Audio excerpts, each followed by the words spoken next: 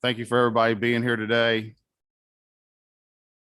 The objective of today is to hear from our various internet service providers, find out what their plans for future expansion are, and what they could potentially do with the federal money that is coming down from our great grandkids. So with that being said, Mr. Callahan, if you would please.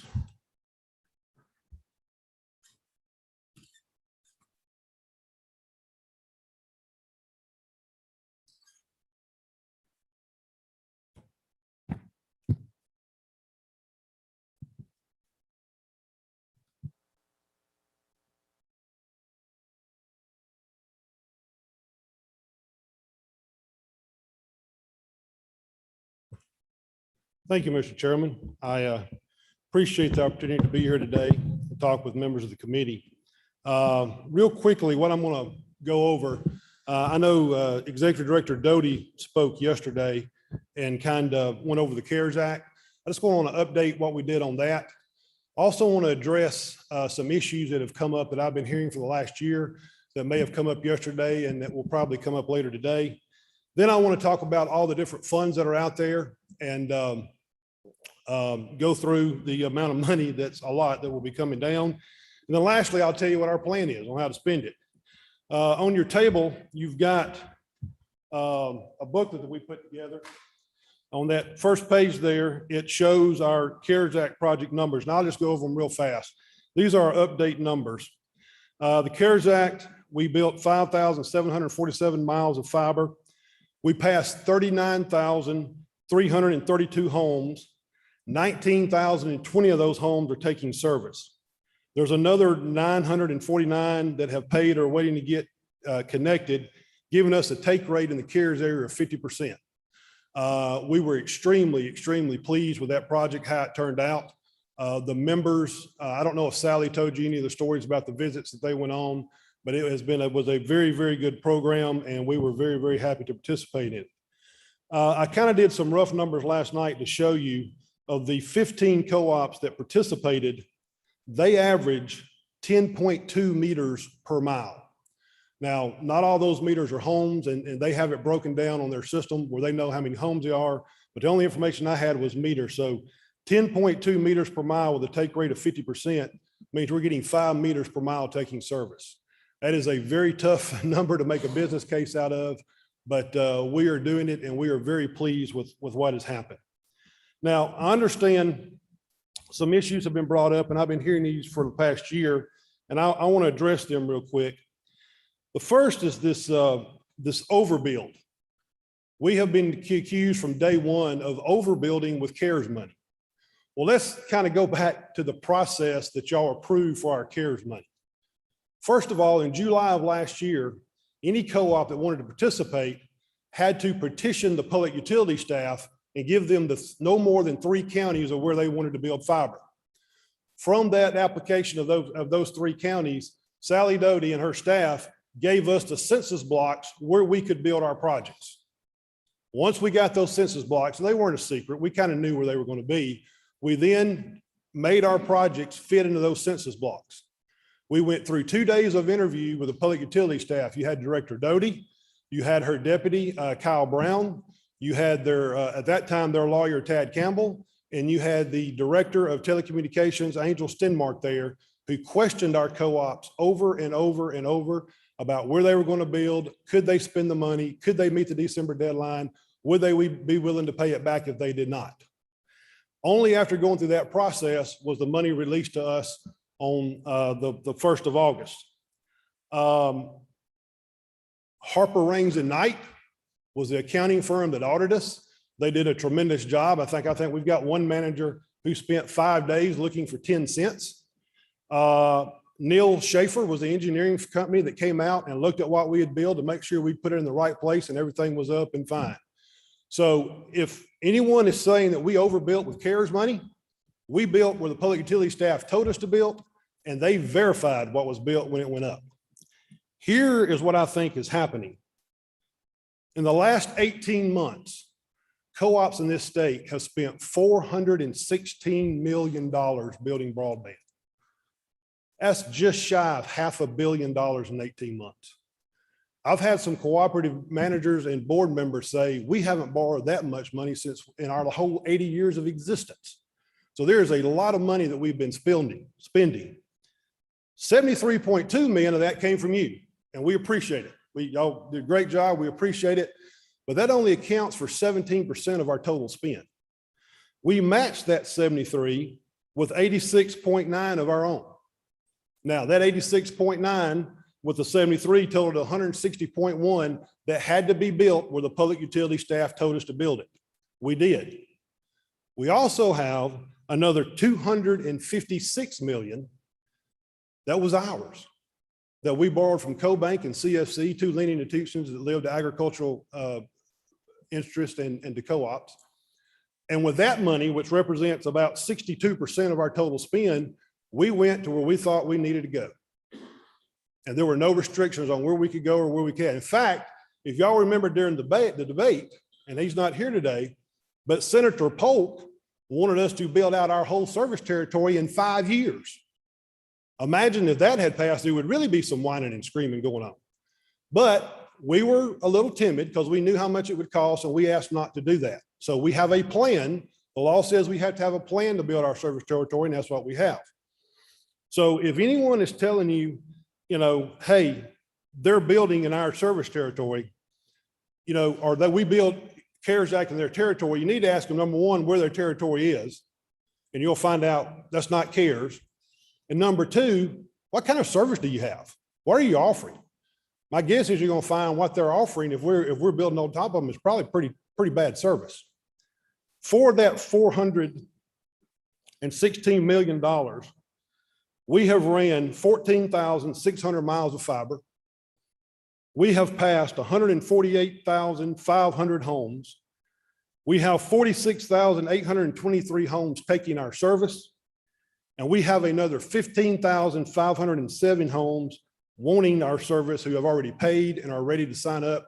We just can't get them hooked up fast enough. That gives us a statewide take rate of about 42%. And I got to tell you, all those guys sitting over there are very pleased with that number. Our business model will work with 42% take rate. Now, some of you may be asking, why do you have 15,500 homes that you need to hook up? Well, quite frankly, we underestimated our members' desire to have good quality, affordable broadband. I think, and I'm not going to sugarcoat this, had we not had the pandemic, these numbers would not be this way. The pandemic really showed everybody the importance of having that internet connection, what you can do with it, and what it means for you. So the pandemic made a really big difference in these numbers. But again, remember, we're only a baby in this industry. We're only about 18 months to 2 years old. And most of our guys, their target goal for installs, they start out with a target goal, we want to install 50 a week. Building the mainline fiber is relatively easy and quick. Coming back and connecting the households is time consuming and expensive. If we're doing 50 a week, which is a good first goal that they want to hit, that's only 2,600 connections a year. Our next ramp up is we want to ramp up somewhere between 75 and 100. If you're doing 100 connections a week, that's only 5,200 a year. And then our standard, what we're trying to achieve, is 150 connections a week. Now, Senator Carter, you're familiar with Coast. Coast has 85,000 meters.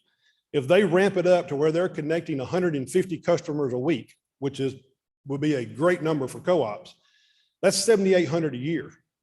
That's over 10 years to connect everybody in Coast service territory up. So, it seems like we're going slow, but let's remember something. It took us about 40 years to electrify this country when the rural cooperatives got into it. So, in 18 months, look how far we've come with broadband. Remember, we ask for permission and patience. We're trying. We know our members want it. We hear them. They're calling those guys constantly, and we're doing our best to get it out. The second thing I want to talk about, and I keep hearing it on the radio or from other people. I was on a conference call the other day and someone was squawking about it, is government money over private business. This is government money over private business. Okay, y'all probably know this, but just one more time for the record. Co-ops are not government entities. Co-ops are private corporations owned by their members. When you become a member of a co-op, you pay $5 for a membership fee. I think some go up to 25. I'm not sure. We got 25. I can't keep up with all of them. But that is basically, and these guys may cringe when I say this, that is your stock certificate. That requires you to one vote to vote for the board and to vote to manage the business of the co-op, okay? But we are private entities. Up until this grant program, I don't know in our history if we've ever taken any grant money. We were started in the 1930s with REA, Rural Electric Administration, with low interest loans. And through our history, that's all we've ever operated on was low interest loans. Asking some of the guys and some of the old timers, this is the first time we can ever mention taking money on grants of any sort. If there's some out there that there may be that, some of us not know about, but we can't recall. So, the first thing is we're not government, we're private business. Second thing, and this is what I find real laughable, the telecommunications industry is one of the most subsidized industries in the history of the United States of America. Billions upon billions of dollars have gone to large incumbent telephone companies all the way down to small mom and pops. I know for 5 years, I signed the orders giving that money out. I remember Nelson Cochran, Commissioner Cochran, having to go to his big brother, Senator Thad Cochran, to make sure the universal service program stayed in place because Mississippi was getting more money from universal service than we were giving. And California and New York and all those others were griping about it. So, to say all of a sudden now that co-ops getting money is government interference with private business, that is kind of laughable from these companies. In fact, I would, if you really want, the next time someone brings this up, ask them how much money they've got. Because I've had a consultant pull the numbers, and I'm not going to tell you what they are, but they're staggering. They're staggering. I'm sure Commissioner Presley or Sally Doty or Angel knows how much money has flowed through. It will shock you the amount of money that has flowed to telecommunications companies, not only in Mississippi, but all across the country. The only reason this became a problem was because 230 co-ops across this country decided we're going to do what these other companies aren't willing to do. And we got in and started getting RDOF money and others. Only then did it become a problem. As long as the big guys got it and the independents that had their territories got it, nobody seemed to care, nobody griped about it. So again, I don't know what they're talking about, the overbuild. Sally Doty was here yesterday testifying. We built where they told us to build. As far as the government money, that's not new to the telecommunication business. It's been here a while. And quite frankly, we kind of need to get over it because I'm fixing to show you on some of these slides that are going to come up. The federal government has decided they're going to fund broadband. All right. And if we can either accept the money or start funding it, or we are going to fall behind. And even the CEO from AT&T has said with all the money out there, their plan, I think, was to bring fiber to about 25 million homes.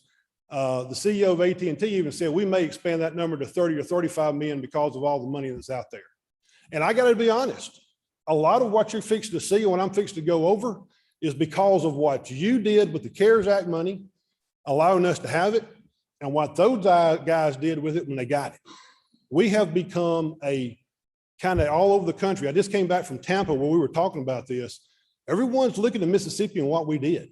We are kind of the poster child for how to do this and how to get this out. Now, everybody keeps asking about what's out there and how much money is there. If you'll bear with me, Mr. Chairman, I want to quickly run through some of these programs and tell you what we got. You've got the ARPA money, okay? That is the state money. I think y'all have got 1.8, 1.9 billion, okay? That's our share. That is wonderful money. That is easy money. That is very similar to what you did with us for the CARES. You control how it spends, where it goes, the whole 9 yards. That is kind of yours to do whatever. The federal government learned, they made it very sure that in ARPA, unlike in CARES, that broadband qualified and you can spend it for it. The next is capital projects. I'm going to skip that for now because I'm going to talk about that later. That's near and dear to my heart. I've been tracking that money since March. Then you've got the ARPA money is the 1.15 billion for Reconnect. Reconnect is a program ran by the USDA. If you remember in 2019, when y'all gave us the authority to get in this business, we asked you to make the effective date immediately as the governor signed it, because we were trying to put in grants for some of that reconnect money.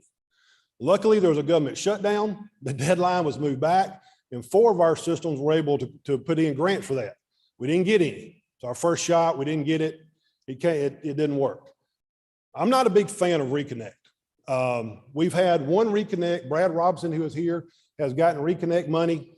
He will tell you it is a logistic nightmare. I talked with some people down in Tampa that said the same thing. So while good intention, it's like a lot of government programs, a lot of red tape, and really too much sugar for the dime.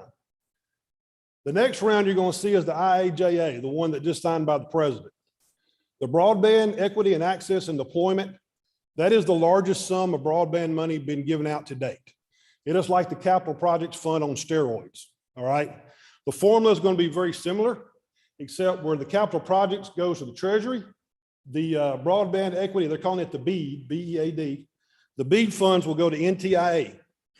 States will get $100 million to start off, and then there's a formula they're going to run through to be determined to see what your final number is.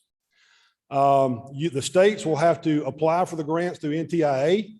It will be a 5-year plan you have to put forth. Looks like there's going to be a match of a minimum of at least 25% from the state to get this money. But you can use your CARES Act money and our ARP money to do your match. There's also some other things. There's some Davis-Bacon requirements you have to go through. There's also, and this is where it's getting sketchy. You'll see it starts with the Capital Projects Fund and moves to here and comes on down. They were told, NTIA was told they couldn't do price fixing or price regulation, but they are going to examine your prices of who get that money to make sure your broadband is affordable. So they're kind of sticking the nose on the camel's tent. A lot of what you see in here is based on affordable broadband to some of the poorest parts of the country, because anybody can build broadband. But if you can't afford what I'm putting out there, it does me no good or you no good. And so affordability is the big catchword on a lot of this. The second reconnect from the IIJA is another $2 billion, but this has a little twist to it. And I really, I don't quite know how this is going to work, but they have in there, you can cover pole attachment cost and make-ready cost of electric co-ops with this grant money. Now, y'all know I've heard a lot about pole attachment cost and all that. I get it.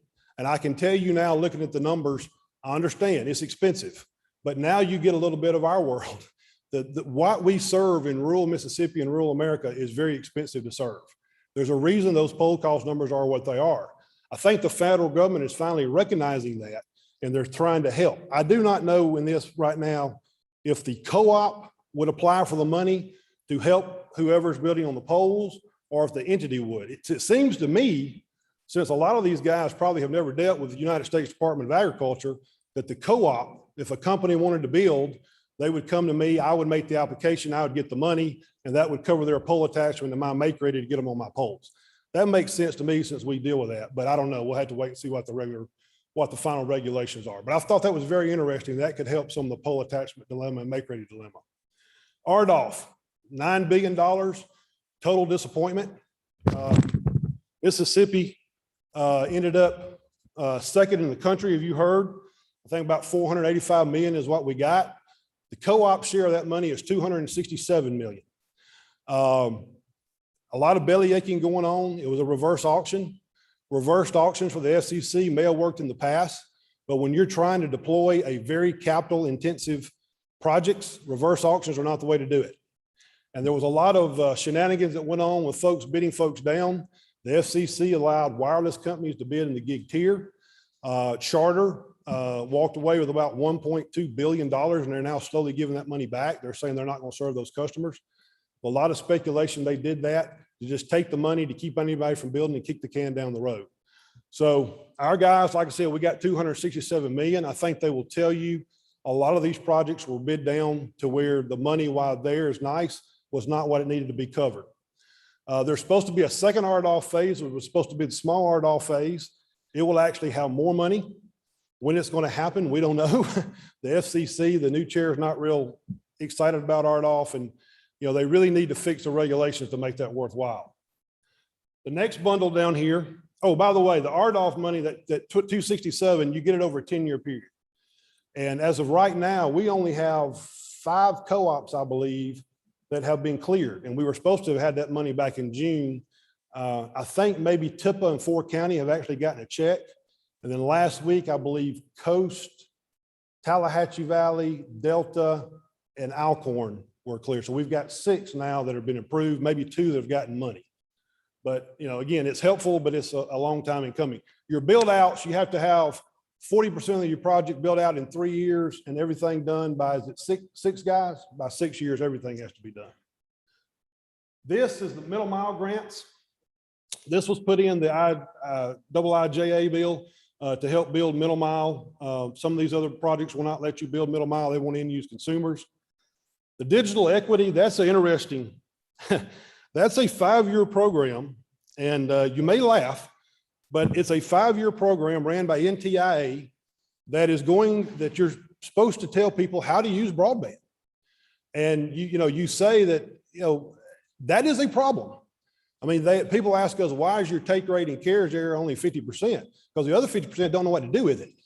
We've actually had people who got hooked up and called about a month later and said, come take it off. I don't know what to do with it.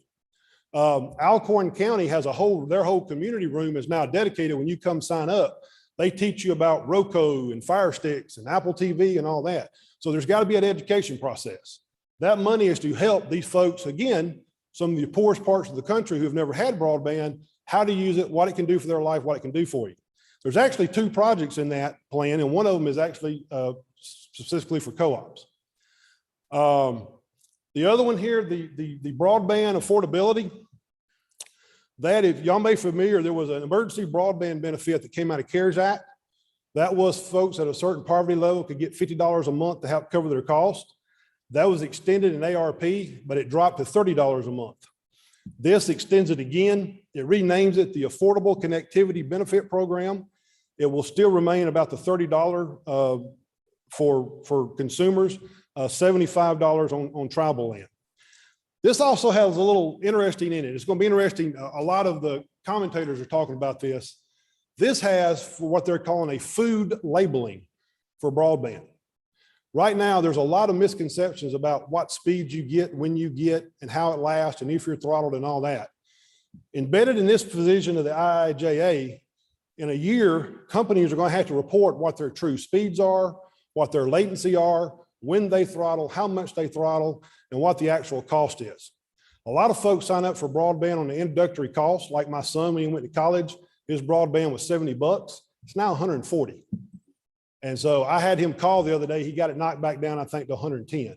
So that proof and it's supposed to help alleviate some of these introductories that jump up on you when you're doing automatic payroll deduction on your credit card.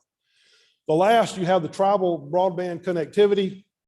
You have the private equity, private activity bonds. I'm not familiar with those. Y'all may know what the private activity bond is, but allow states to issue bonds to serve broadband and again, some of your poorest, most rural areas. And the last, the electric infrastructure, smart grid, cyber, that's really more the Green New Deal. That's to help upgrade infrastructure on our transmission lines to make way for renewables and other things, smart grid, cybersecurity. Really doesn't affect broadband as much as it does electric industry. Now, let's move on to the future and what we're going to do. My staff has put together, if you look in your booklet on the next page, these are the states right now who have announced how they're going to spend their ARP money. You got California at the top, 3.7 billion, Texas at 500 million and on down. The number in parentheses is where they rank in broadband connectivity based on Broadband Now. Broadband Now is a group that everyone kind of uses standardized to rank states. You can see where the states are. Here's the one I want to point out to you, the state of Maryland. The state of Maryland ranks 4th in broadband connectivity in the country. 96% of the residents have access to fiber gig broadband, and they're spending $300 million out of ARP to get that last 4%. The next thing, what you see, I put from Broadbands Now, their rankings, and you'll see 51. We don't have 51 states, but you have the District of Columbia, which I guess is a quasi state now. But you can run through those rankings and see where everybody ranks. What I want to show you is this is the Southeastern Conference. You see Florida is leading the way at number 15, all the way down Texas Tennessee at 22, Georgia 24, South Carolina 29, Missouri 34, Alabama 37, Louisiana 40, Kentucky 41, Mississippi 48, and Arkansas 50. A year ago, we were 42. This just came out the end of September, 1st of October. Not that we're doing a bad job. We're doing a great job. C-Spire, Max South, the co-ops, other companies are putting in fiber as fast as they can. As fast as we can get contractors to put it up, it's going in. The problem is you see other states are doing the same thing. And their game is better than ours and stepping up, and we're falling behind. The last thing I want to show you, I did this. This is a map of the state of Mississippi, of course. What we did, we shaded in, this also came from Broadband Now. We shaded in the counties. If it's red, that means less than 25% of the population of that county has access to wired gig speed. If it's yellow, they're 25 to 50. If they're white, they're over 50.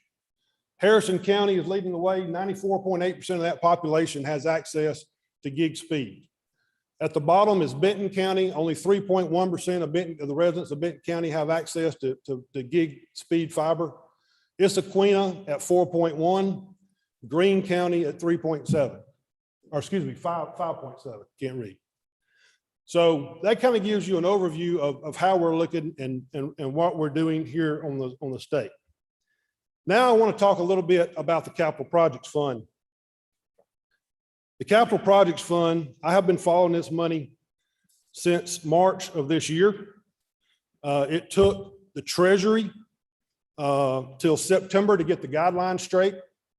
This is very interesting because if you notice when we went through the other funds, FCC didn't show up. NTIA is responsible for the money. And this is the first time they gave this money to the Treasury, which is also kind of weird, is why did you give money to the Treasury? But they did. It was $10 billion. $100 million goes to tribal governments. $100 million goes to territories and $9.8 billion to states. Each state got $100 million, and then there was a formula that got your final number. Mississippi's share was $162.6 million. The priority for there's three things you can do, and this is a connectivity. The first thing you can do is you can do broadband. The second thing you can do is technology projects, and these projects are called digital connectivity tech projects. And what this is the state, just because you have broadband, you still have to access it. And we know some of the poor folks can't afford computers and all that. So the state can buy computers, can't buy iPhones, can't buy iPads, can't buy televisions. But they can buy computers or some other technology to help their citizens get on the internet. It is not a gift to the citizens, it is a loan to the citizens, which means the state has to track all those computers and all that stuff that goes out there. I think that's a nightmare to administer, but they put it in. The second thing is multi-purpose community facility projects. This would be you building a building to allow folks to come and use and get on the internet or do whatever. Again, maybe I could see something for that, but I don't know. All of these projects, whether you use the broadband, the digital connectivity, or the multi-purpose, they have to promote education, workforce, and telehealth. All right, that's kind of what you got to do. They have to address an issue that is either caused by COVID or exacerbated by COVID. And the third prong is that the project has to be a benefit to the community in which it will be constructed. I was on the call with the Treasury on September 30th. They did a big webinar to explain this and explain their guidelines. They said, we believe 85% of this money will go to broadband. They said, we are ready to get it out as quickly as possible. I don't see how this is possible, but they said that every state will have their own projects manager. Y'all do not realize how big a deal that is. For guys that deal with FEMA, when you go through years and years of FEMA, every 12 months they change project managers, it's like starting all over again.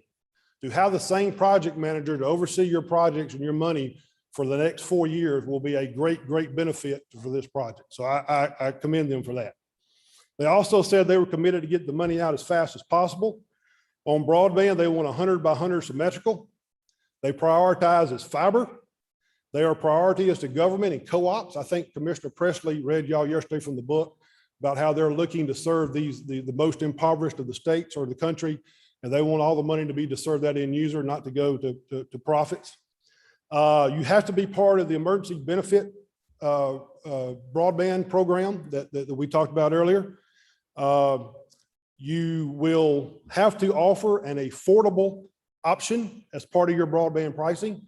It's kind of unclear what an affordable option is, but most commentators are saying anything around the $55, anything under 60 will take care of that. Some are even speculating that you should maybe drop down and offer a 50-50 at $30. So if they got the emergency broadband benefit, basically they'd be getting free internet, and 50-50 should be enough to satisfy them or get away with them. So it's still, we'll find out more as we turn in projects what Treasury wants, but that's something that we're looking at. The rub on this is the governor must make the application by December 27th of this year. He has to apply for the money. He has to say what bucket he wants percentage of the money in. I'm a fan of 100%. And I'll tell you why. This money was tailor-made for co-ops, guys. It is tailor-made to go out there for us. It's kind of in our sweet spot, in our wheelhouse. It's what we're doing. It's what we can continue doing. Can we give out the plan brochures, please? They said on the webinar that when you do the application, they estimated it take about an hour to do the application. You need the states done in Bradstreet numbers. You need the bank account you want the money to go into, all that kind of stuff. But once that is done, you can immediately start uploading projects. And these projects have to be approved by Treasury before they will put any money into the account. And then once the money goes, the project has to be built. You have to file monthly status reports to the state. And I think the state has to file quarterly status reports to the Treasury to make sure this is built as is. You have a total to December of 2026 to get this done. So you got 4 years to build this out. What is being handed out to you right now is, if you'll turn to the first page, you'll see a map like that. And then you'll see the list of the co-ops on the other side. You have 17 co-ops offering 57 projects at a total of $451 million and some change. Now, before y'all, I know y'all gonna all turn to your co-op and look and see what's in your area, but before you do that, if you look at the map over here to the left, you'll see the red. The red are co-ops that are participating. If they're in red and their name is in black, that means they got CARES Act money. If they're in red, their name is in white, Singing River, Pearl River, Southwest, and Yazoo Valley, they did not get any CARES Act money, but they are asking for money this time around. Our plan is kind of pretty simple. It's $162.6 million in the capital projects fund. If we upload a certain number of projects, they will immediately forward 5% of that money to be used as administrative expenses. That's $8.1 million, $8.13 million to be exact. That money could be used to set up, if you want to do a state broadband office or whatever you want to do, that money would come there and be ready to go. I agree that we need something in Mississippi to coordinate what's about to come down in all these programs. But I want to remind you of something. I think Sally Doty and her staff have done an excellent job. She came on board as this was rolling out. I understand in August, her and her staff did an NTIA grant with some other of the companies here in the state in conjunction with some government agencies and entities. You have Neil Schaefer, who has done the engineering and checked up on us, and you have Harper Names and Wright, who is familiar with the accounting. So I submit to you over the last year, we have built up a lot of expertise, and I would hate to see that expertise go away just for the sake of having a broadband office. We almost kind of have a de facto broadband office within the public utility staff as is now. But that'll be y'all's call. I'm just telling you, we can get 8.13 million pretty quick to help fund it and set it up and get it started. That will leave a balance of 154.47 million in the capital projects fund. You have in front of you 450 million worth of projects. My advice and my recommendation is take all that money, spend it on broadband, and I'll throw a little caveat in there. This project, All these books were designed under the criteria for the Capital Projects Fund. Capital Projects Fund wants the poorest parts of this state to get broadband. Yazoo has put forward a $53 million project. Yazoo EPA has. They cannot do that on a 50-50 match. They average less than a half of a house per mile. Takes about 2.5 miles for you to get a household, all right? They're going to need 100% funding to make that project work. But they're putting forth a project just to see if y'all would be willing to fund it. I think we need to look at some type of sliding scale based on the density of the county, because density is the reason we don't have broadband. You got to have enough people to buy the product to make it work. The second should be poverty. We've got the census record. They just came out. I know y'all are doing redistricting based on those records. I'm sure we can take those census blocks and go down and find. And the reason I say census blocks, I think if you go county-wide, you're going to hurt yourself. Let's take Madison County where I live. Madison County probably doesn't fall in the county in the poverty because there's a lot of folks who live in South Madison like me who make pretty good money. But there are parts of Madison County that are in poverty and could use broadband money. And so I think going down to the census block level, letting the public utility staff or whoever y'all deem look at that and see where it goes. I mean, we probably have Hancock and Harrison County. There's some of that 6% in Harrison County may be in the poverty level. They may qualify. For those projects, we should use this $154 million to build that out totally completely. I think that's the best use we have of this money. I think it fits right in line where the Treasury wants to go in the Treasury guidelines. I don't think we'll have any problem getting approved. We already have community letters for all these projects. We did not include them in the book because it would make the book too big and too fat. As it is, it's already pretty big, but we have to have those letters to upload on the portal. We have them ready. We just need the governor to apply for the money, and we need to start uploading projects to get our money as fast as we can. That will leave us with about $300 million left in that book to build. You know, we're open to whatever y'all want to do.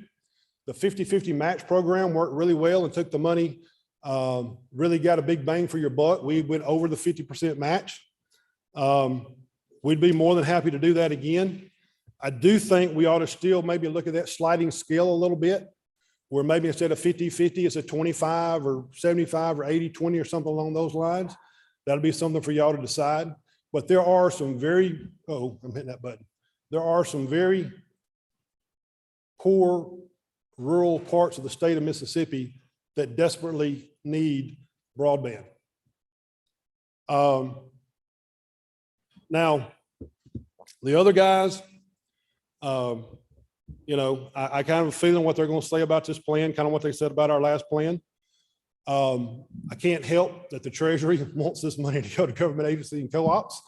On the second, the $42.5 billion, investor utilities are welcome in that money, and they are going to go after it quite readily, I believe. I will say there are things that we could do to help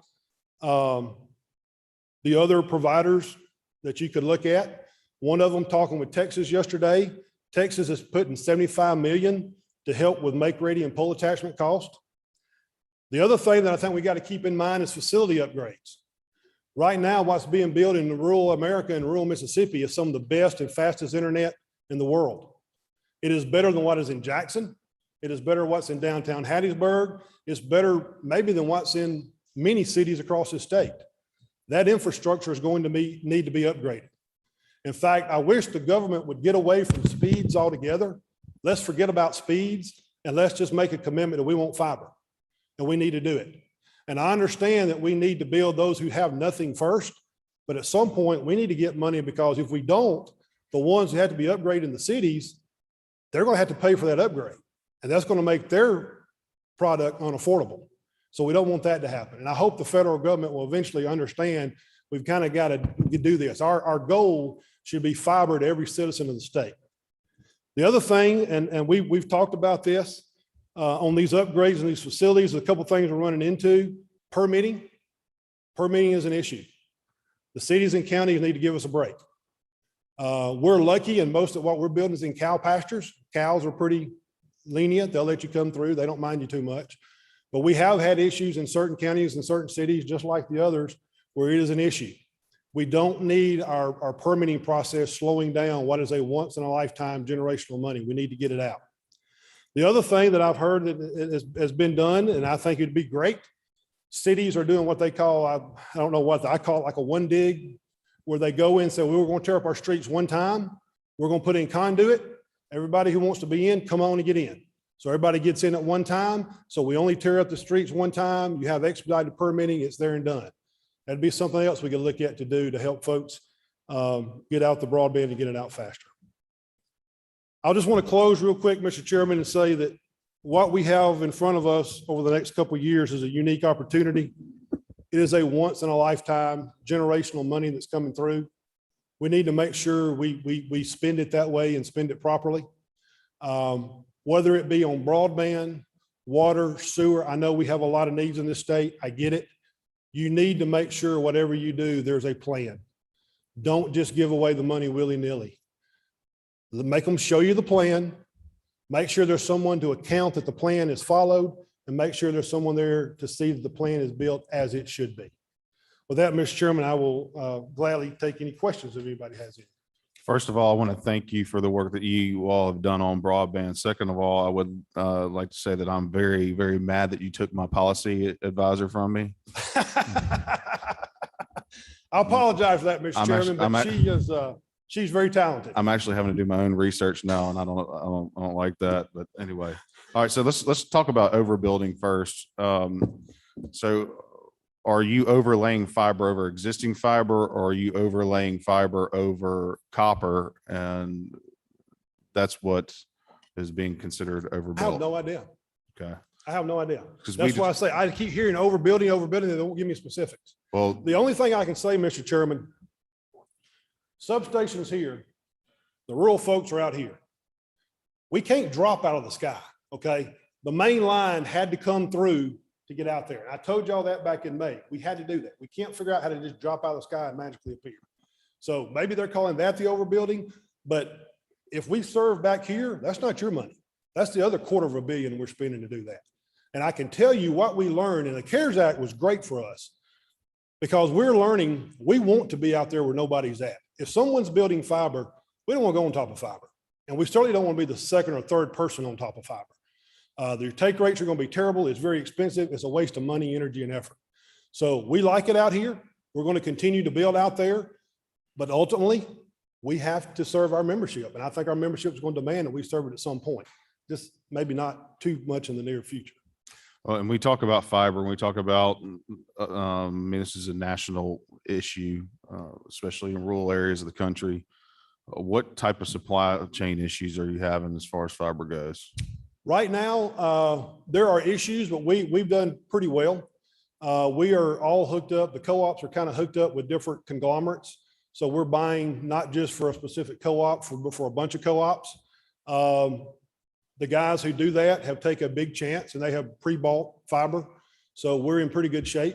But I will tell you, and I think everyone else will tell you, and I know the session runs on deadlines and all that, this ARPA money, you kind of need to get it out and make it effective because we need to go. You can see there's 15 states we're already behind. Yeah, and I agree with that. And then you talked about the Treasury guidelines that it had to be symmetrical. I did not interpret the guidelines that way. And I'd appreciate if you point to that. You don't have to do it today, but whatever you read that interpreted that. I mean, ultimately the goal is to provide high speed internet to rural Mississippians, and it doesn't necessarily have to be symmetrical. There's new technology out there to where you can provide like you've got that. I got it. Okay.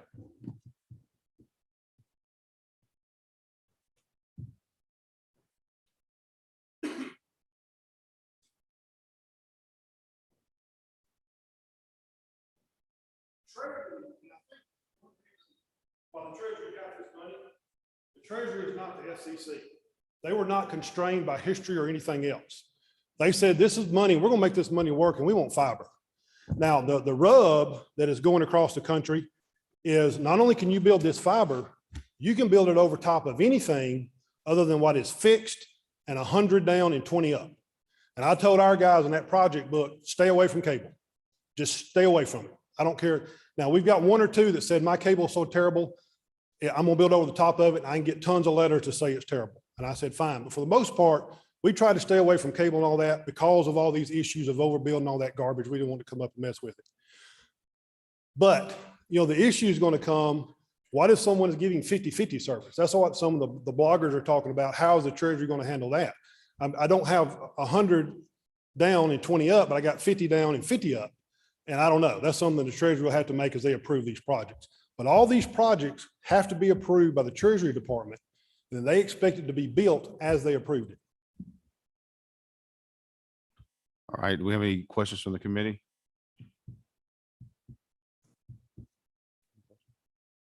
Mr. Chairman, I need to apologize. When I was here May 13th, I told you that, your coverage in your state, that you'd have to just be a statesman and take one for the team. I want to apologize. You do have the north part of Harrison County, and you do have some rural areas, and you'll be happy to learn if you're looking at that book. Mr. Barnes has picked your district up. Oh, Mr. Barnes has a great take rate as well. Mr. Barnes is knocking it out of the park. That's why the senator and the commerce secretary came down and visited him. Senator Moran said he'd like to have some high-speed internet though. That's my Christmas present. Bring it to me.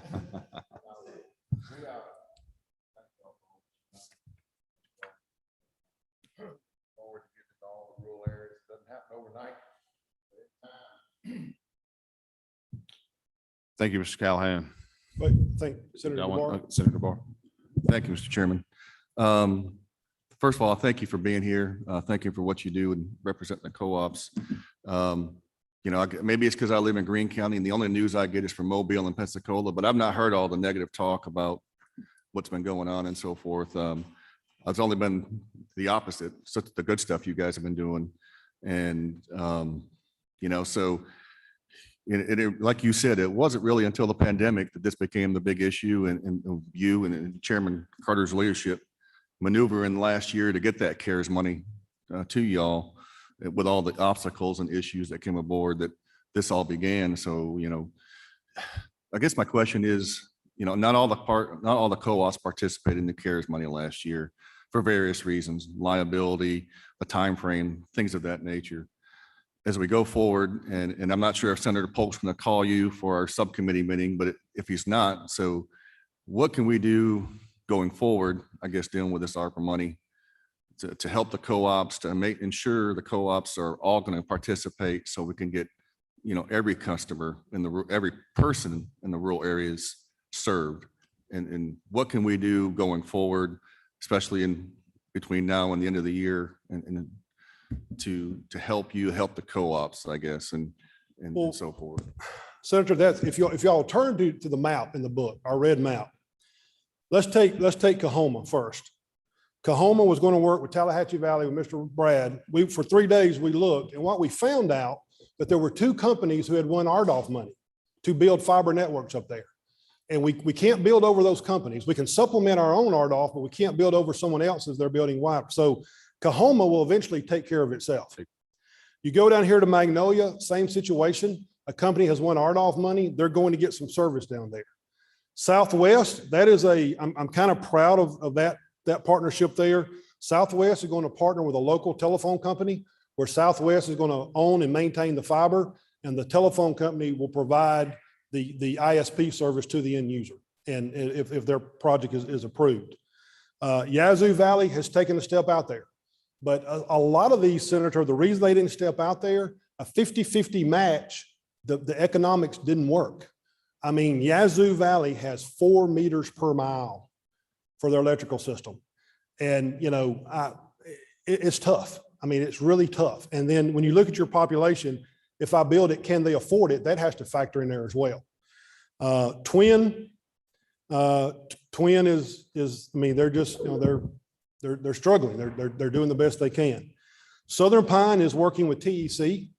They are working, and they did not get a project to go in this book, but by January, they may have a project very similar to what Southwest is doing, where they will go to maybe Jeff Davis County or somewhere like that, build the fiber, and TEC will provide the in-service. Pontotoc is very unique.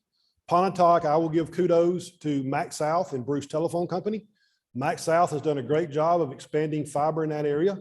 Pontotoc Telephone Company has done a great job Bruce Telephone Company has done a great job of upgrading and going to fiber in their independent area.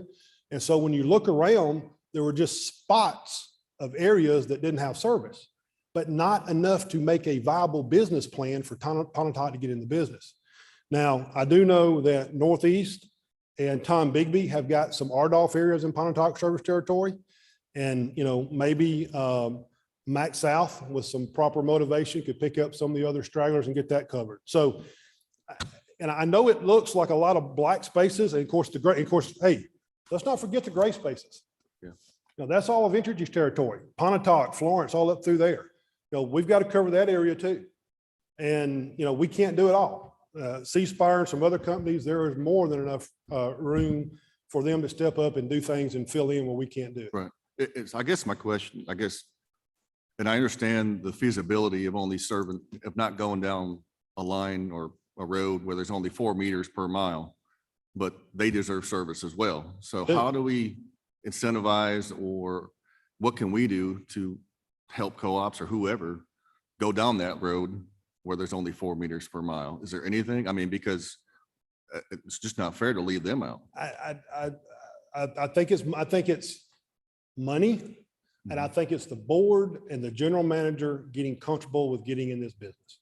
Mhm. I'm going to tell you all the truth. In May of 2020, I didn't know we could do this. I mean, we didn't know we could do this. There's a reason only 4 or 5 were kind of doing it. There's a reason we didn't want to have a 5-year build out. We didn't know. Yeah. Now we can do this. Mhm. We can do this, and we can do this really well. And the good news is these guys that have gone before them can help Yazoo. It can help these others on where to make them. And that's why I just spent 3 days down in Tampa with co-ops coming together to say what works, what doesn't work, how can we do this to make this better? So, Senator, what you're saying puts me as the statewide manager in a really tough position, because when we in 2019, when our board voted to try to petition y'all to change and get us in this business, the word around our board table was, hey, it's voluntary. You don't have to do it if you don't want to. If you and your board think you can't do it, don't do it. Now, with as many co-ops, and on a percentage basis, Mississippi has more co-ops doing broadband than any other state. It's putting a lot of pressure on those guys, a lot of pressure. And that was never the intent to do that, because this is I've told you, we spent almost $500 million in 18 months. Some of these co-op directors, their eyes are bugging out. That's a lot of dang money for a little old co-op.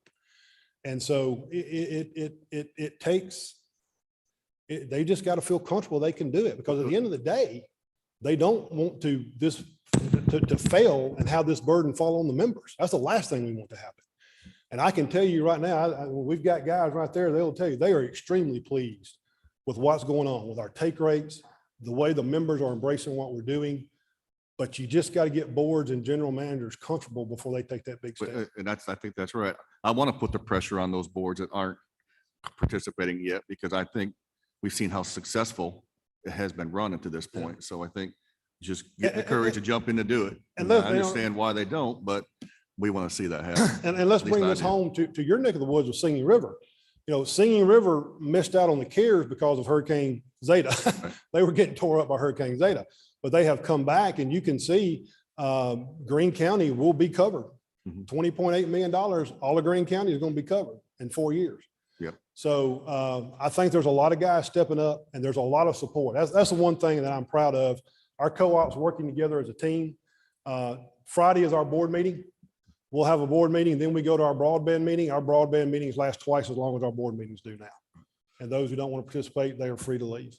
Let me turn to the capital projects money. You kept restating, I think, a couple of times that if the governor applies for this money, is there any reason to believe that the governor will or will not apply for this money? I don't know. Ask him. I just know he's got to make an election by December 27th. If it was up to me, we would already have the money here, because I believe that this is the governor's money to spend. I don't think this can be appropriated by the legislature. Now, I know Delbert and I have a different opinion on that. I'm not sure how the House feels. I don't want to speak for the House, but my reading and my lawyer's reading of this money is the governor or his designee, and his designee has to be in writing and approved by Treasury. They have to make the application, and they have to upload the projects to the portal. And then once those projects are approved, they're funded. And then you, just like we did with the CARES Act, giving the public utility staff update. And I tell you, I have not been able to see what our application is or what our updates will be, but they said it's a one pager. And I find it ironic that what we did with the public utility staff was a one pager. So I really think this treasury money is really mimicked off of what y'all did in 2020 with the CARES Act. So I'm ready to go. Is there a downside or anything negative with taking this money that you've done in your research to indicate that? No, I think the governor is concerned about whose money it is to spend and whether it has to be appropriated by you or whether or not he can legally spend it. And I think he's getting a lot of conflicting answers. I think it's clear. It's the way, Senator, let me put it the best way. You know, FEMA. Yes. All right, FEMA works. We have a storm. MEMA asks us, what's your damage? We give them an estimate. FEMA then reviews it and says, okay, you meet the criteria, turn in your project worksheets. So we do our project worksheets, we turn them into MEMA. MEMA and FEMA looks at them. FEMA says, okay, we'll give you 80% or whatever. It flows back down, it comes to us. This is a very similar process, except in this time, we're not telling them how much damage we have. They're telling us you got 162.6 million. Now tell us what you're going to do with it and we'll approve the project and then we'll monitor as you build what you said you were. So it's really very similar. And you know, you don't appropriate FEMA monies that we get during storms. Right. And so I'll just say, I believe this was done on purpose because so many governors lost their money in the CARES Act. I think maybe they threw the governors a bone, the chief executives a bone to say, hey, here's some money that you can use this time that is yours to use. Well, in the long run, I'm not really concerned who controls the money, as long as we get it and we can serve our constituents. And I think getting you guys the money would be the best thing. And I think hopefully that will happen. Well, Thank you, and Mr. Callan. like I said, not only, we also have $8 million that we could use to set up a broadband office or something at the public utility, what do y'all need? And let me say, I just want to give a shout out. I know y'all heard her yesterday, but Sally and her staff did a great job. She came in cold turkey. She had to learn this stuff on the run. We had to learn it too, but they did a fantastic job. And I could think of no one better to handle that moving forward. And like I said, and if you don't go that direction, let's not use the expertise we gained during the past year because it's very vital. Is that all, Mr. Chairman?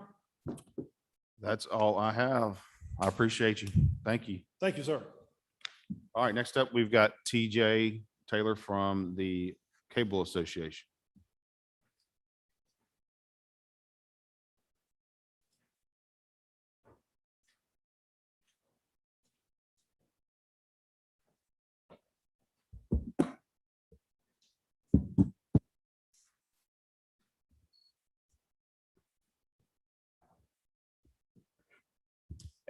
Good morning. How are y'all? Yeah, I think it's on. I'm just too tall, I guess.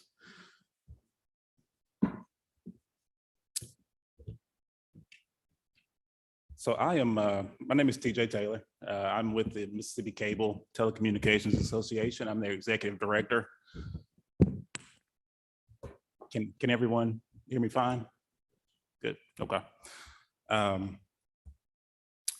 My association is made up of members who serve all parts of our state, from the Tennessee line down to the coast, from the Mississippi River to the Alabama state line, everywhere in between. They're made up of cable operators, internet service providers, and they want to see the proliferation of high-speed broadband to all parts of Mississippi. You know, we don't want anybody going without. And I think COVID-19, this pandemic, has really shown a light on the need for it. You know, we all know with the pandemic, society changed, you know, and some of that's temporary, but some will stay with us. You know, our children learning from home, a lot of us working from home, receiving healthcare from home with telemedicine and other things. It really showed us that, you know, for a lot of our state, a lot of parts of our state, our people have, you know, high-speed broadband internet where they can do those things. But it showed us that there are lots of our state that are still lacking in those areas. And we see the need for them to have what the rest of Mississippi has in a lot of areas. So over the last year or so, as Congress has passed different bills to help with responding to the pandemic, I'm sorry.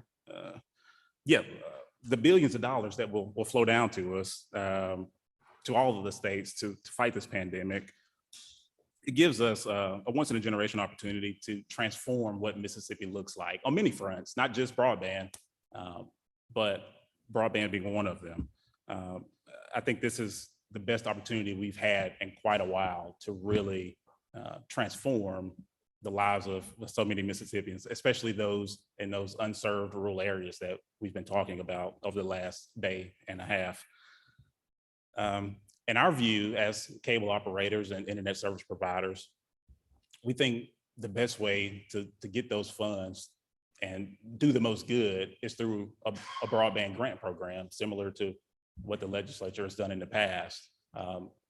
We think what that should look like is a wide open program for all internet service providers. You know, we're not asking you guys to just give it to cable providers or people in my association. We think everybody should be able to take part in this. All across the state, my members, we have strengths in areas, and maybe the co-ops and AT&T and others, they have strengths in other areas. I think that's why it's best to have a program that's technology neutral, that's vendor neutral, that emphasizes getting the money out as quickly as possible. And I like Mr. Callahan mentioned, having some oversight to make sure that it's going to those unserved areas that it's intended for. That is of the utmost importance to us as well. And many of my members are showing that with their private dollars that they've been investing over the years to get access to those rural areas. I'll just give you a few examples of what my members have been doing over the last several years to not only upgrade their networks in the cities and in some of the rural areas, but to build out to those rural areas. For example, Max South Broadband was mentioned earlier, and they are in Northeast Mississippi and Philadelphia area, Neshoba County in that area. And they spend $2 million a year just going out to the rural areas, trying to bring access to those people in those areas. And with that $2 million, they pass around 1,200 homes annually, and then they consistently invest to try to get out there more and more. And those are fiber to the home projects. That's not 25/3 or 55. They're going fiber to the home with many of those projects. Down on the coast, Mr. Chairman, in your neck of the woods, Sparklight, who I think you're familiar with, they spend over the last 3 years, $51 million to not only upgrade their existing network, but to build out to those unserved areas. And it does take time. It takes time. It takes a lot of money, but they're slowly doing that. And they have a track record of providing high quality service that, again, during the pandemic, they kind of bore that out by, with everyone working from home and video conferencing and all those Zoom calls and the kids working, the networks that they have, all of my members, it held up. With all of the increased demand, we didn't see a lot of major interruptions during COVID with everyone working from home and learning from home. And so they have a high quality product that allows people to do what they need to do, whether it's working from home or learning without major interruptions. Comcast, who I think everybody knows and has heard of, they invest $170 million over the last couple of years to, again, improve their current infrastructure of what they have and to go out to those rural areas. And I've reached out to all of my members before this hearing and asked them about projects. What do you guys have in the hopper that, if the legislature or the governor's office provided money to you guys, what could you do? What could you bill out? And many of them have projects that they have waiting, you know, if this opportunity presents itself where they can build out to those unserved areas and provide them with high-speed internet. This is not the 25.3 that we've talked about, the FCC definition. All of my members provide service well over and above that 25.3. And so, I mean, I didn't want to take too long, but I wanted you guys to know what the cable operators and the internet service providers that are a part of my association are doing, the investment they have in Mississippi, the commitment they have in Mississippi to get high-speed internet to all areas as much as they can. And we think that, you know, if we're able to do a broadband grant program, that my members would welcome partnering with the state in some capacity to see this come into reality. I want to make a couple general statements and then I'm gonna ask you a couple questions, but so you mentioned Sparklight's in my district, and they are moving now to eliminate cable boxes and go to streaming. So that's going to require a high-speed connection, and a 25.3 connection does nothing but buffer. You can't, I mean, you can't, it's hard to even work one iPad on a 25.3 connection on a Wi-Fi because it's going to taper down to like 10.1. So 25.3 is a huge issue with me. But we talk about symmetrical speeds, and I've learned a lot about the technology as far as cable goes and the double coax to a fiber point. My residents up here in Jackson, we have Comcast and we have high-speed internet. It's not symmetrical, but we're able to stream every TV in the house. Right. So my question is what are those speeds as far as above the 25.3? What in your opinion is would be a high-speed connection?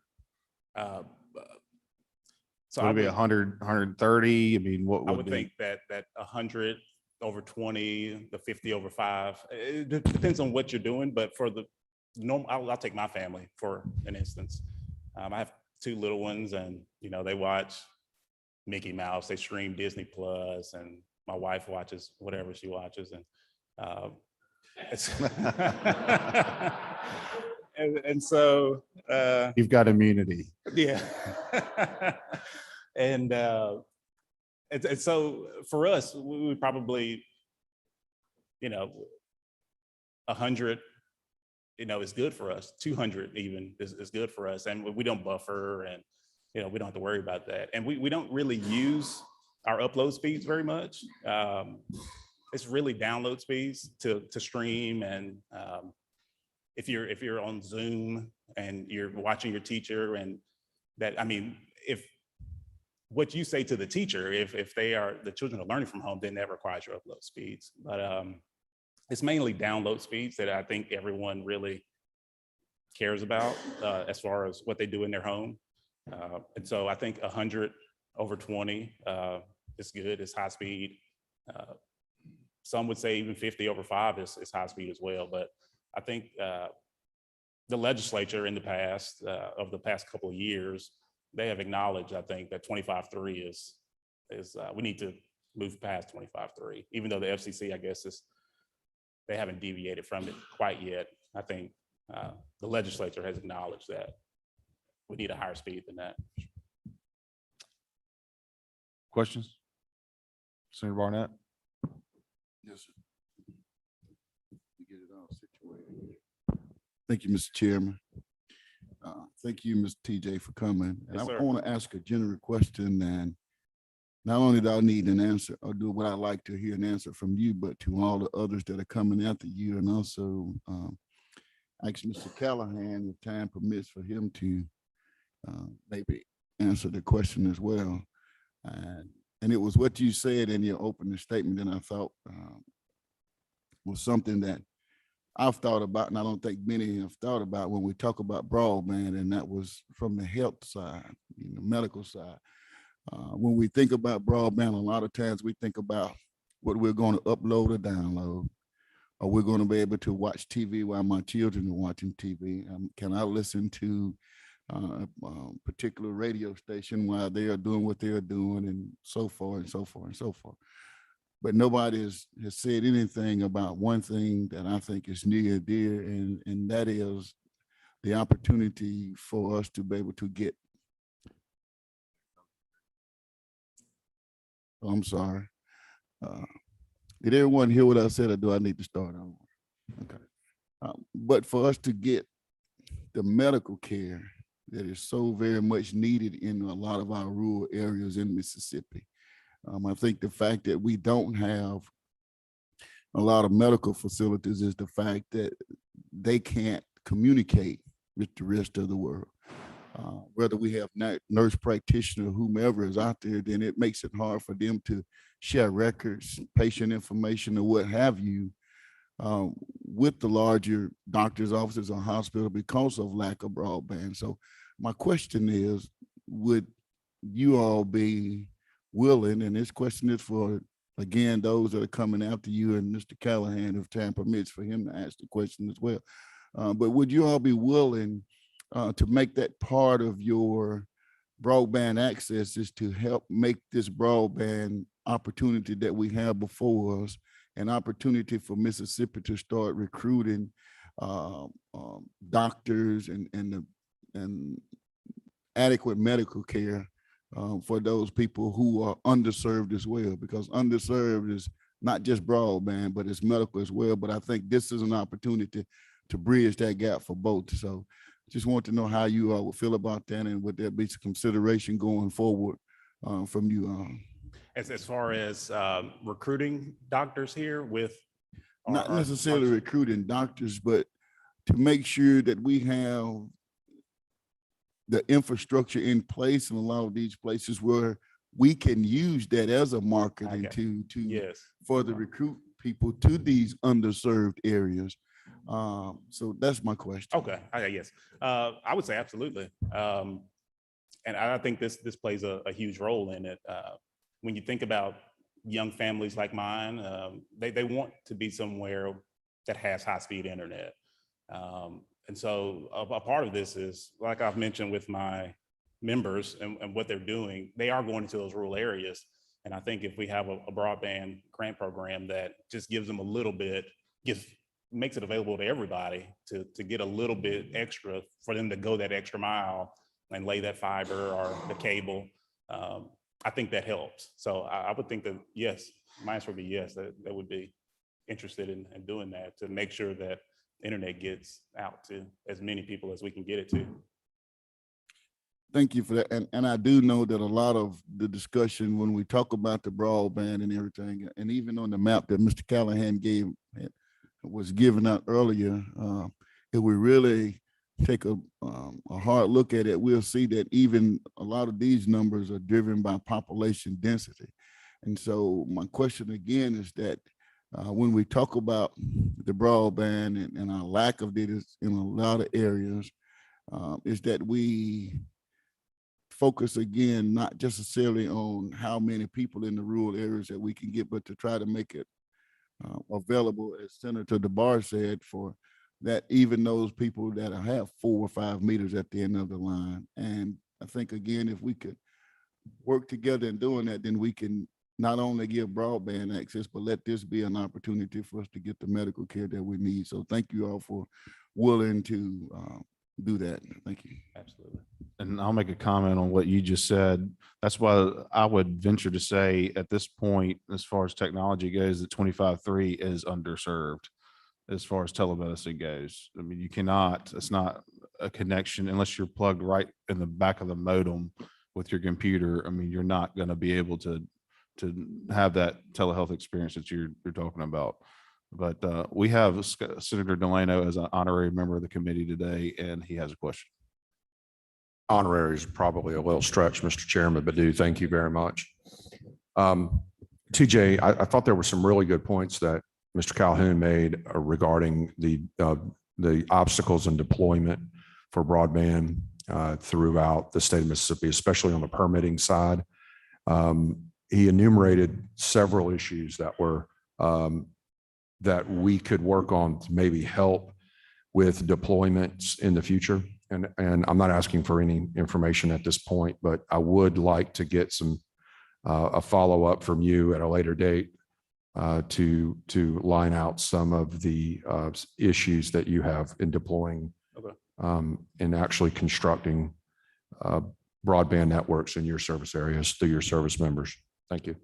Absolutely. I can, I'll work on that today. My members have discussed that. And so that is an issue in some areas. Any other questions from the committee? Thank you, TJ. We appreciate it. Thank you If guys there for are, having us. Also, going back to the supply chain issues, if there are issues there, I'd like to know as well. Find that out for you. Yeah, same thing.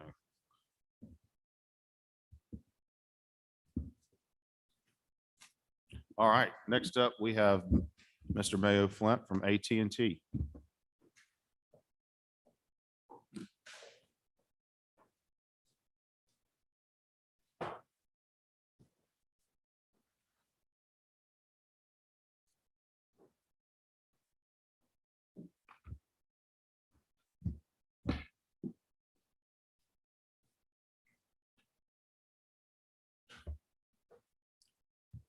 Morning.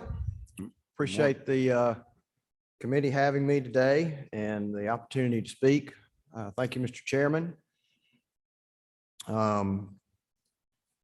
These are very important conversations that are occurring. It's a very important issue that the state is dealing with.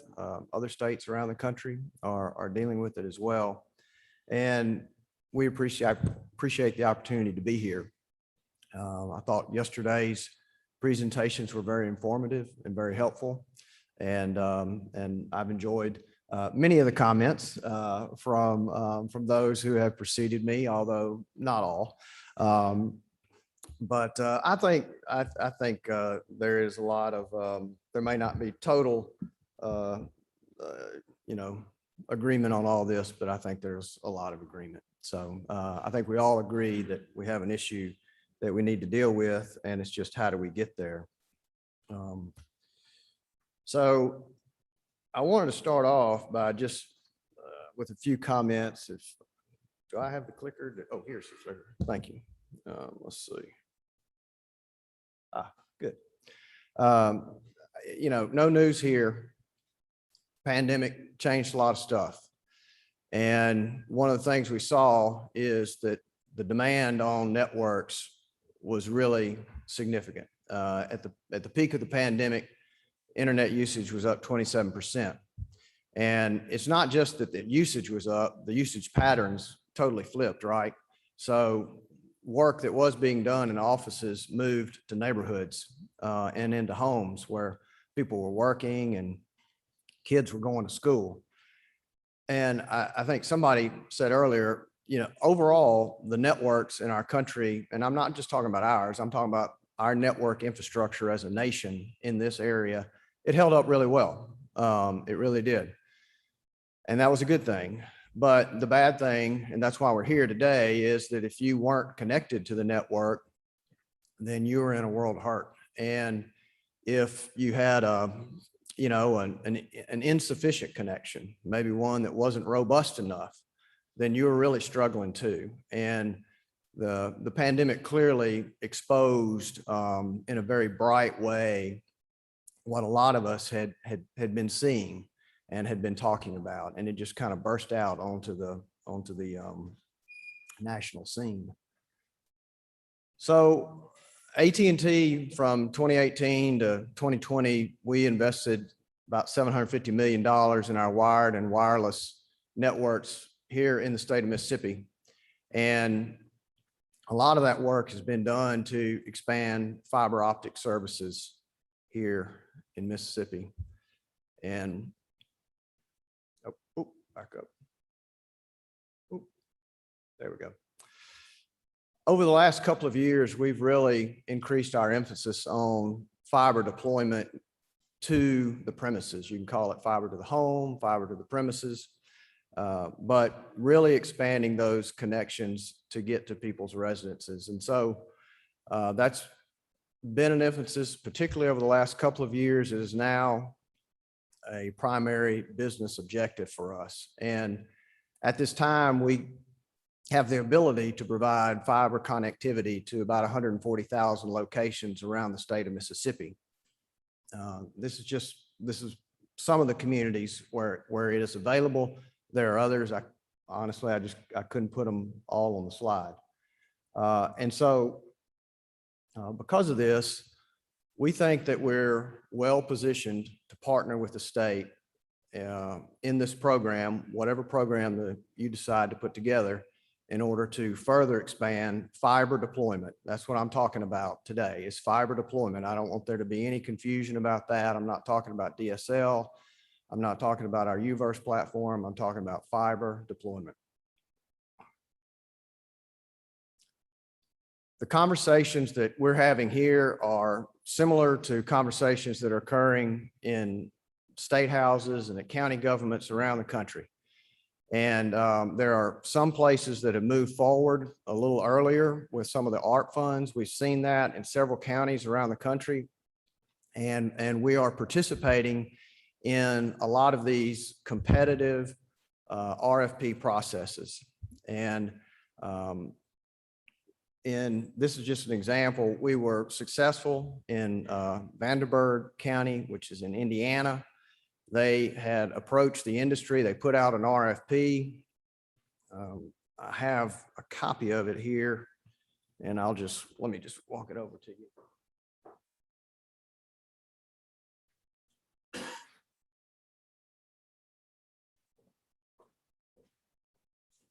They put out an RFP for fiber deployment to underserved locations in the county. They wanted to get fiber to people that didn't have it.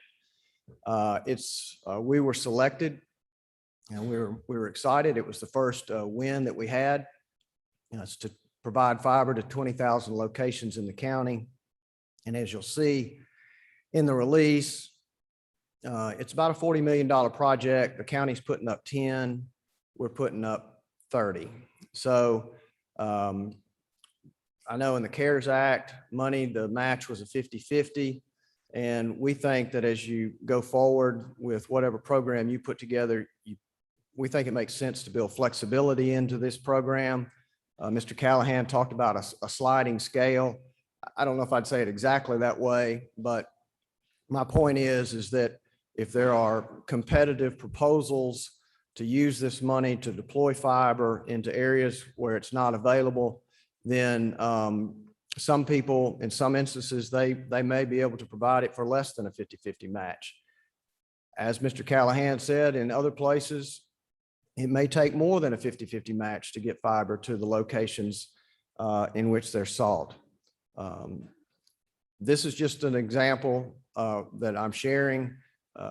We liked the template that Vanderburgh County used. It's very flexible. It allowed the providers a wide flexibility to respond to what they were seeking. So there are other counties, there's some where we've lost, and that's what happens in competition. You win some and you lose some. So I don't want to, we haven't won them all, but this is one of the ones that we have won. There are others where we have submissions in, and we're waiting to hear back from those governments. Georgia is one state where they got out a little bit early, I would say, and they put together a fund. It's about a $300 million fund. And we are partnering with counties in Georgia on proposals that they are submitting into the state fund. There's over a dozen proposals that we're participating in. I believe that they're scheduled to make those announcements in January. But my message to you is we're deploying fiber. We're deploying it aggressively in Mississippi, and we are participating in these programs in other parts of the country, and we want to participate here as well.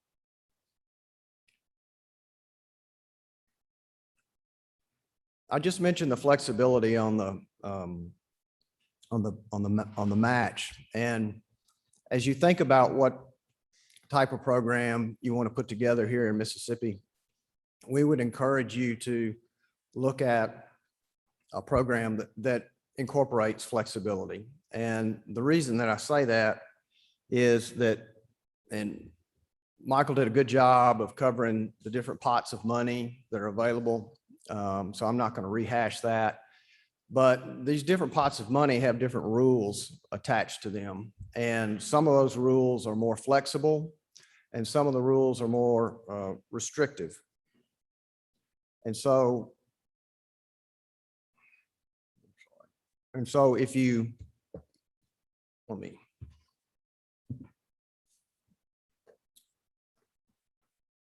I've got a document here.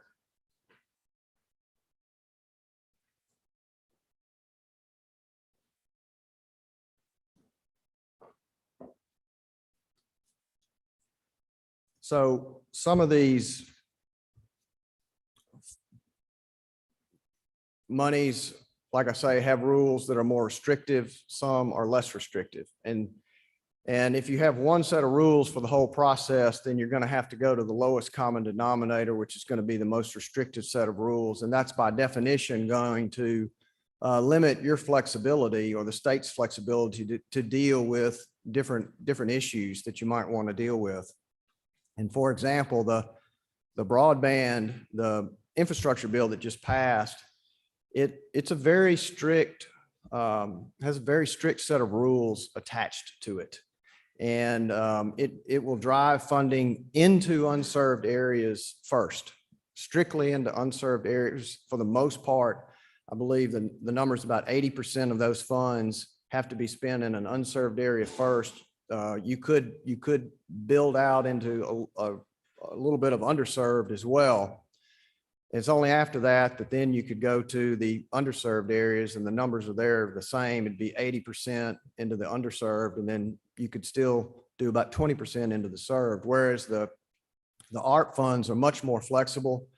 They allow for what the Treasury Department has called a holistic approach, meaning that they acknowledge that you can, providing the most economical way to get to some unserved customers may be to provide service to those that are defined as underserved or even served. And Michael made the point that, you can't just, helicopter in and drop infrastructure down. That I would agree with him on that. And so, a larger scale deployment is going to provide benefit, and is going to help get to some of those areas that are more economically challenging. Also, the ARP funds don't require you to wait for the FCC's map to be completed. Commerce Secretary has said publicly that she believes the map will be done by the summer, and it may take a little bit longer than that. I don't know. I anticipate we would see it next year, but the infrastructure bill that just passed, the 45 billion for infrastructure on broadband, that would require waiting until that FCC map is complete. So again, just thinking about a process for awarding these funds, we think that flexibility so that you can take advantage of the latitude that you have with the different programs makes a lot of sense. Some other thoughts about kind of pillars or guardrail type areas for you to think about. Clearly, the ARP encourages the deployment of fiber. Clearly, it favors that. Not exclusively. It acknowledges that there may be some areas where 120 may be necessary, but even then, they say that it should be scalable to symmetrical service, to fiber. And so they encourage that. So obviously, we're going to encourage you to look towards that. You'll hear the term future-proof technology a lot. We do believe that competitive processes or RFPs are going to help you get the best bang for your buck. Competition is a good thing. As I said, we've won one RFP so far. We've lost a few. but we're in the game and we're competing. And I think that that will set up a scenario where when that occurs, that you're going to get more fiber deployed to more areas for a better return on your money that you're putting into this as you partner with private providers. We do think that this is a job for the private sector and not for the government sector to do. I think clearly from the testimony that you're hearing from everybody today, Mississippi has demonstrated that we have plenty of providers that are interested in getting into this, to providing this service. I'll just say, you know, it is an expensive, ongoing undertaking to it's just not just a one-time deal. And I know people know that, but I'm not sure that they really appreciate how much is involved in maintenance and upgrading your facilities and just keeping everything running the way it's supposed to be running. You know, just to put a little bit of perspective on that, the infrastructure bill that was just passed was 65 billion. I believe about 42, 45 billion is infrastructure, and the rest is program dollars for different areas and different things. And I may have my numbers off a little bit, but so let's just say all 65 billion went to infrastructure. Okay. The entire industry spent 80 billion last year, and we'll probably spend 80 billion again this year. So I'm just saying, it's an expensive undertaking. I think it's better for the private sector to be partnering with the state to make the best use of the funds. And then there was some, I think Michael brought up the issue around adoption, digital literacy. We do think it makes sense for providers to be asked to consider putting something like that as part of their bid proposal into their package. It is an issue. There are instances where people just don't understand the value of what this technology can provide them. And a lot of times when they see that, you know, then things change. And that helps with deployment, that helps with the economics, these types of things. So to wrap up, I would just say that, as I said earlier, we have a significant and growing fiber footprint in the state of Mississippi. And because of that, we think we're well positioned to partner with the state in taking advantage of these funds to get more fiber out to more places where it doesn't exist. We also think that competing for grant funding, that we look forward to competing for the grant funding here in Mississippi, and that we believe that the programs that you put together should be flexible, should be competitive, and that you should seek large-scale proposals for robust fiber deployments. Scale is your friend. Scale is going to get a better return on the dollar. This is frankly a scale business. It is. So I would say that I would agree with comments that were made about permitting, and I will tell you that this is a real issue. I think that you should consider that if you're going to invest this money into these types of deployments in particular areas of the state, there should be a requirement that permitting is processed in a normal fashion. Nobody's looking for anything special, but there are increasingly instances where permits are being delayed, and maybe it's just we're one provider at a time. And I understand that, and I think we all do, that the cities are doing the best that they can. They're trying to manage their infrastructure, and we understand that.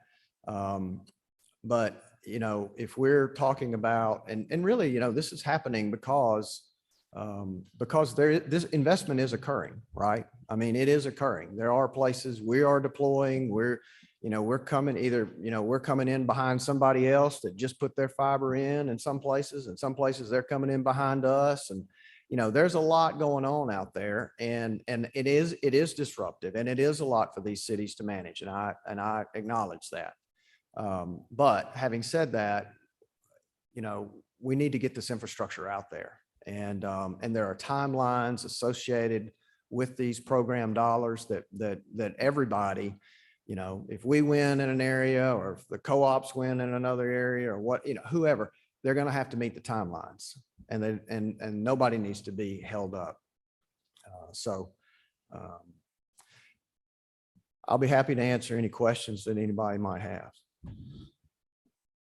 Would it be fair to say that AT&T fiber is more prevalent in more populous areas? I think that'd be fair. Okay. I think that'd be fair. So I'll just take my neighborhood, for instance, in Biloxi. We've got fiber in my neighborhood, but then the neighborhoods on both sides have DSL. So I think it's just as important in populous areas that we have high-speed internet as in rural areas as well. Especially, we've learned a lot through the pandemic and it was mentioned earlier, more people are working from home. And me and Senator Delano have learned a lot about commercial real estate because we've had to adjust, because especially the leasing part, people are not leasing as much space anymore because they've learned that they don't have to have as much office space because people like working from home. Right. But just a general comment, I'd like to see in our populous areas of the state start to close those gaps and get rid of that 25/3 service. Senator Delano has a question. Thank you, Mr. Chairman. It's kind of a follow-up to what I was asking about as far as the delays in getting deployments done. When you talk about permitting, I've heard from some contractors that with their city permits, that there's an environmental component that's attached, or usually in the background, where the city is requiring a wetlands permit or a letter from the Army Corps of Engineers or DEQ, or down South Mississippi with DMR, regarding impacts to areas, especially when you're trenching. And if you would, and TJ, same thing for y'all, I would like to know how much of the delay is coming from an issue with environmental permitting or wetlands permitting as such versus, other types of delays in governmental permits. Okay. Thank you. Sure. Thank you, Mr. Chairman. Yeah, Mr. Chairman, to your question, I think that it's very relevant. I think it was Michael that mentioned that, that there are places where people have broadband, but the broadband is not very robust. And so then the question is, well, when are they going to get robust broadband, and what can be done to kind of incentivize the deployment in those areas? And, if you look around, you can see, and I want to be clear, I mean, there are rural places, but your question was, is it, is our deployment more prominent in the denser areas? But we have deployed in smaller communities. And but having said that, private investment has been, for the last several years, driving into places where it makes economic sense for that to occur. And it will eventually get to these other places. But we know that, like, the RDOF funds were all set aside for unserved areas. And as I said earlier, the infrastructure money is also, this infrastructure bill that just passed, it prioritizes unserved areas first, then underserved. And so I do think it's a relevant question to think about, well, how are we going to incent the upgrade of networks, the deployment of fiber into areas that are not necessarily unserved, but they just don't have the best broadband that they can have. And these are some, these are just some areas that are economic centers for our communities. So I think that's worth thinking about. I think it's worth the legislature talking about and thinking about it. And that's part of why, it's another reason why I think that you need to think about flexibility as you think about how you're going to use the different tools and resources that have been provided to you to meet, because there's a lot of needs. I mean, there's a lot of needs. Any questions from the committee? Thank you. I appreciate you coming today. Thank you. All right, next up, we have Mr. Chris Champion with C Spire.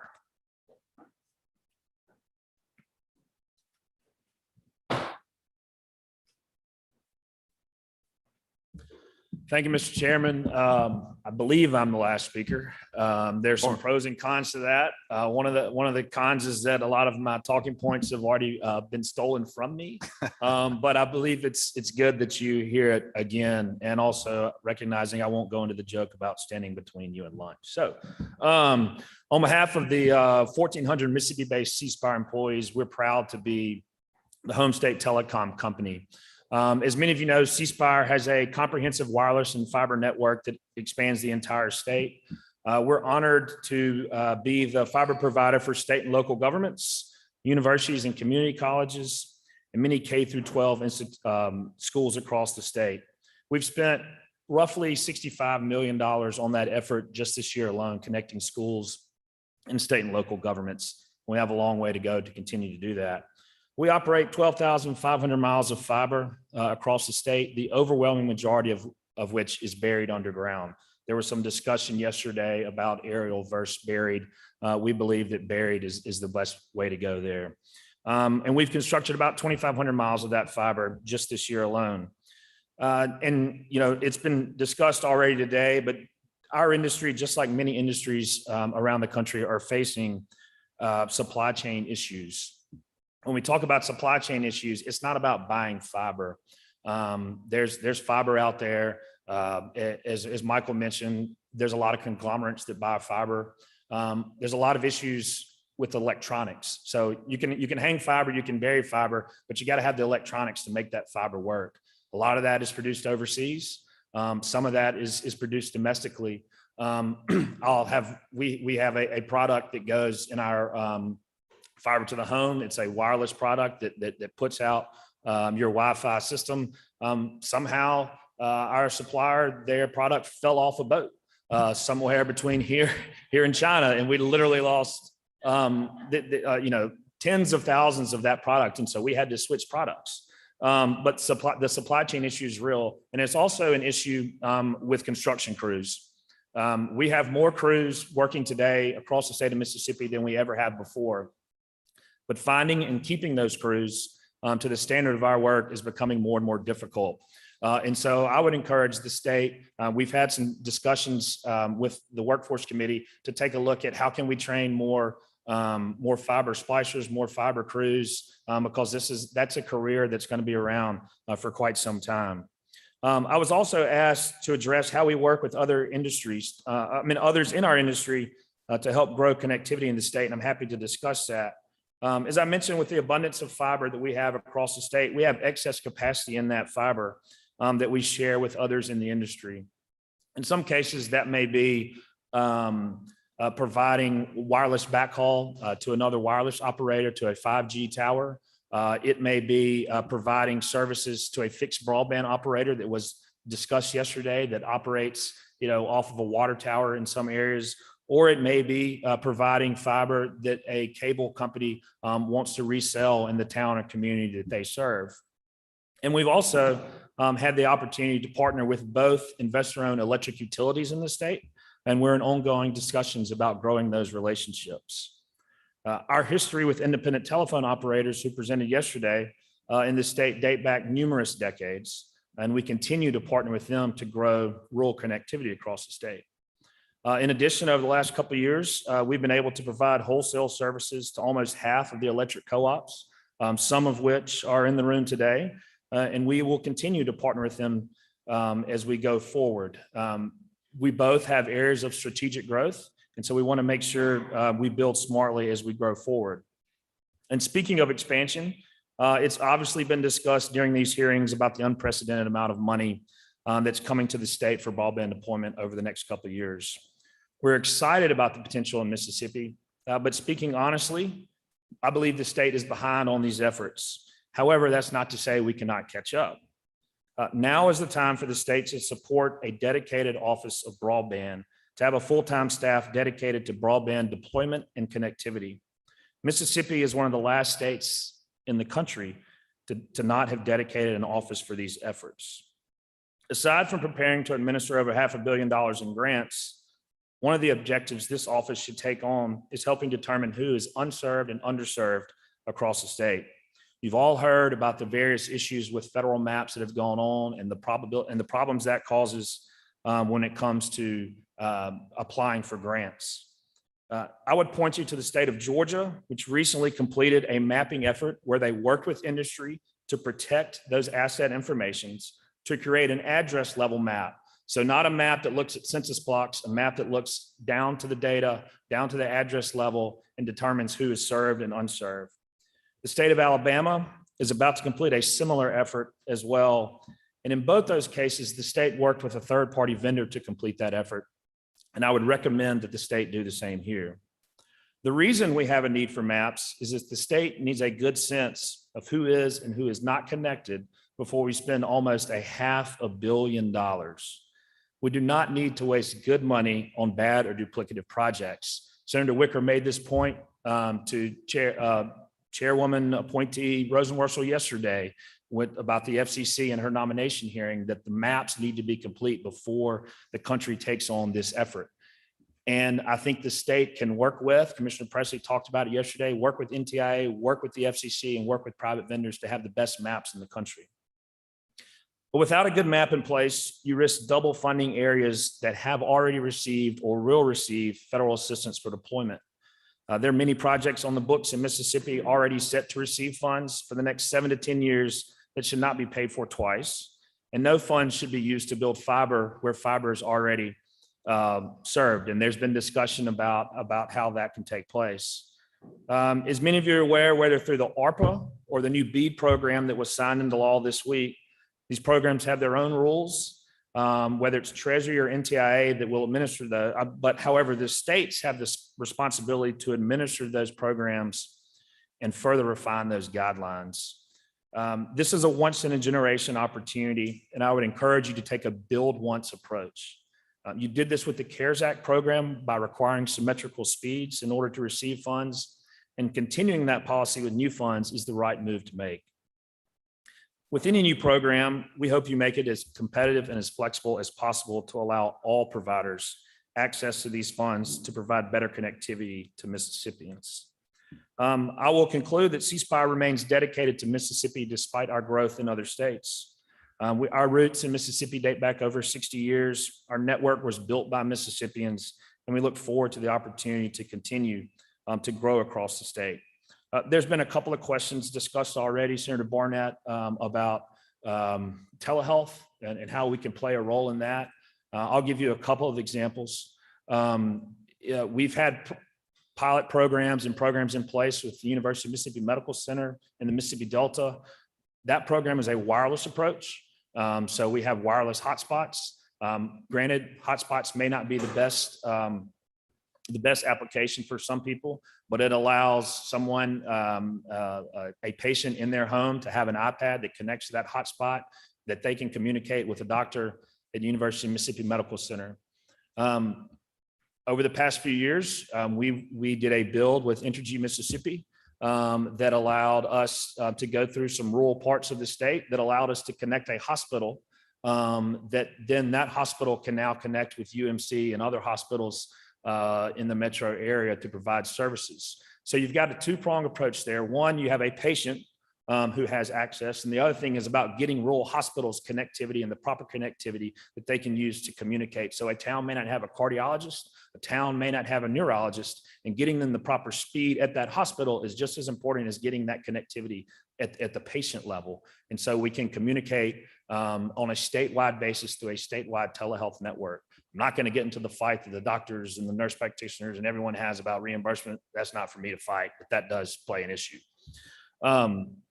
The other discussion was about, Senator Delano, your question about permitting. We have this issue every day of the week with state agencies. We have a state agency that issues a lot of permits in the state, without naming names, but you can figure them out. That we have multiple permits in front of them right now. Even permits to connect their own offices that are being delayed. Permits that our team has to drive 3 hours to deliver because that office does not accept electronic permits. So think about that. So we're still working in a paper system with some of these permitting agencies, and that has to be changed. If we're going to meet the demands that come with these federal funds, I would love to work with, and I'm sure Mayo and everyone else in the room, the co-ops and the cable industry as well, would love to have a sit-down discussion about maybe potentially a shot clock for permits or other issues. We've had the instance where we essentially we've gone to more expense to build around environmental issues at the local level or state level. Costs us more to build around, but it's just not worth going through the hassle of some of these permits. So I'll conclude my remarks. I'm happy to try to answer any questions you may have. Well, I will tell you that I was very excited to hear that you all are negotiating with the IOUs, because I'm pretty sure that whatever hair I had left on my head, I lost earlier this year during session with the investor-owned utility bill. But so that's very exciting. Any questions from the committee?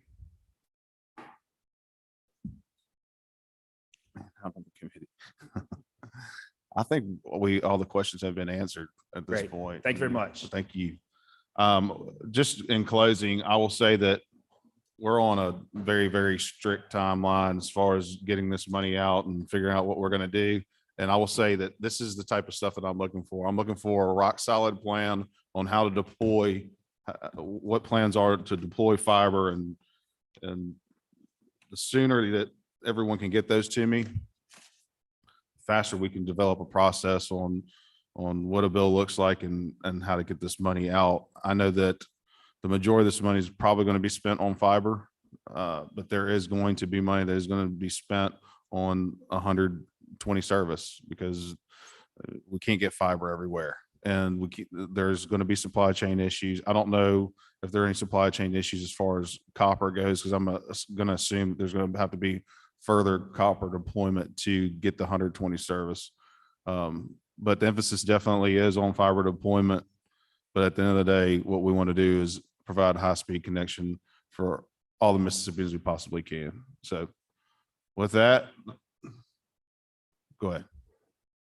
Mr. Chairman, I know we're going to have a lot of money that's going to be invested in infrastructure across the state. I would be interested to hear from your committee and from the membership here and from everyone across the state about an effort to require either conduit or dedicated right of way throughout these infrastructure projects that are being proposed across the state. And if there is special attention that needs to be paid to any of the appropriations that we make to ensure that those provisions are considered as we move forward, so that we can eliminate some of the cost for deployments in areas and upgrades for services in those areas.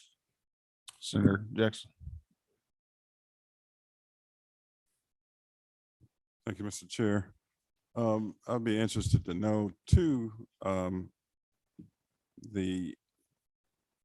the executive branch is in regards to, internet access. I know he has his own pot of money. There's been some question as to whether, the state legislature would control the new money he has coming in, or what. Just like to know where the governor is in regards to all this. So we'll be in contact with the governor, and I'll be in contact with members of the committee as we go through this process. We've started conversations yesterday. I started conversations yesterday with the lieutenant governor as to what this could potentially look like. And that was the main reason for these hearings. Just gonna see where everyone's at, how fast everyone can get things deployed, if they have plans in place, there's various different things. But we kind of set precedent with the CARES Act that the legislature appropriates the money. And so we need to have a plan in place, and that's what we're working on right now. So I look forward to talking to all members of the committee, us collectively coming up with a plan and being able to roll come January. Anything else? That concludes the hearing, and I appreciate everyone coming. Thank you.